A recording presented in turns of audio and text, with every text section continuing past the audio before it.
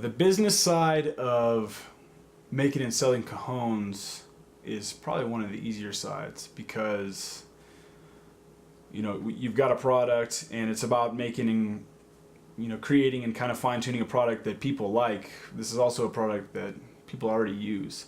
We're not reinventing the wheel, or coming out with some new kind of crazy thing. It's not product development or product leadership. It's just fine-tuning something that already exists. There's already a need for it. There's already a market for it.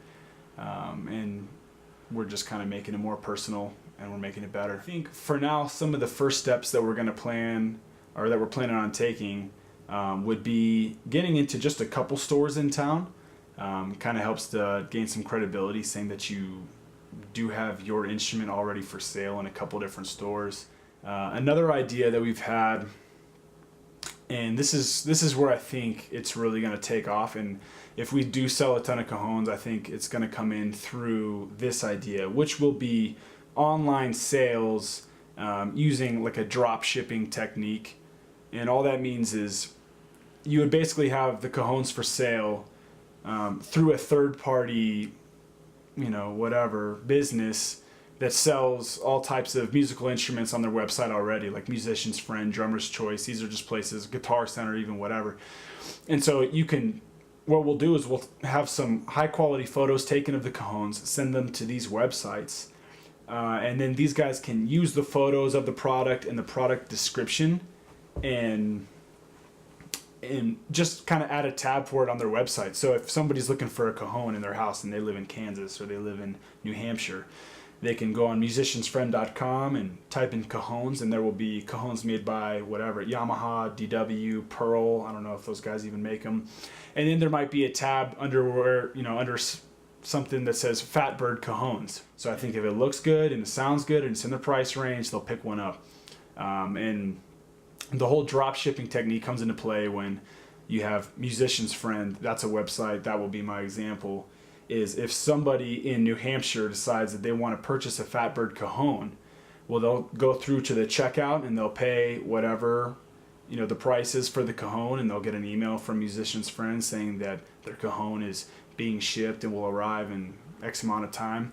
And at that point, an email will come through to us here in Durango saying that somebody purchased a cajon and their address is 123 A Street in somewhere New Hampshire. And at that point, we've got the production down so quickly that we can just crank out a cajon, because maybe we have a couple days a week established just for making cajones. We crank one out to the dimensions that are specified on musiciansfriend.com. We put it in a box given to us by Musician's Friend and ship it to New Hampshire. And now little Jimmy has his cajon that he ordered from the website. Drop shipping will work for us, and it will work for the company that's doing it, like Musician's Friend, because there is no risk and no money involved.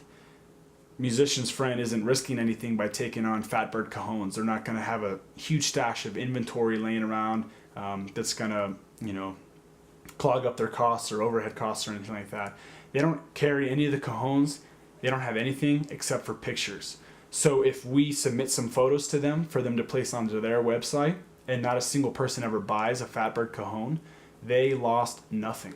If we market it right and we advertise it in the right way, we can kind of get the gears turning a little bit to the point where people are regularly ordering Fatbird cajones online or through us personally. And of course, we'll have our own website where people can go and just purchase it right off our own website if they wish. So I think that's the route that we're looking to take right now. And if we do a good job of it and we continue to crank out a product that people are proud about and people like, I don't know. I don't see any reason why it couldn't work out, but you never know. There's going to be probably hidden problems that we'll run into here and there, and we'll work through them. But we're pretty excited about how things are going right now, and we're definitely looking forward to where this goes down the road.